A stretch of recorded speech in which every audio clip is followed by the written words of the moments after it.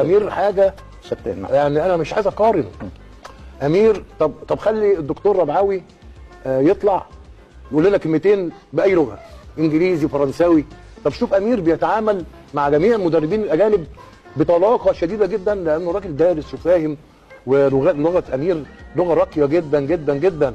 اطلع انت يا ربعاوي بقى قول لنا كلمتين كده بالفرنساوي ولا بالانجليزي، ما يعرفش والله. خد بالك.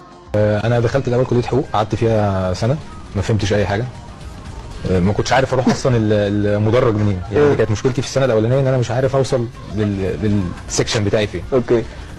جالي احباط ان انا مش اكيد مش هفضل 4 سنين كده بدور على السكشن بتاعي. سقطت في 8 مواد، منهم 5 مواد كنت بمتحن مع سنه ثانيه، يعني مش مع دفعتي، بمتحن في حته ثانيه. ده الضابط امير مع دفعته يوم ما اتخرج، ويوم ما اتخرج يوم ما استقال عشان يمسك مكتبي هو اخو احمد. ها ضابط ولا مش ضابط؟ يلا.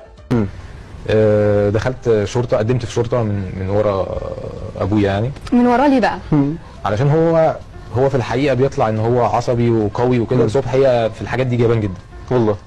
ندى احمد اخويا قال له شافني كده، بص لي من تحت لفوق كده، يعني فخور بيا. وبعدين قال لاحمد اخويا، قال له صور بقى امير عشان اخر مره يلبس. لا لا لا لا. فعلا. واشتغلت يعني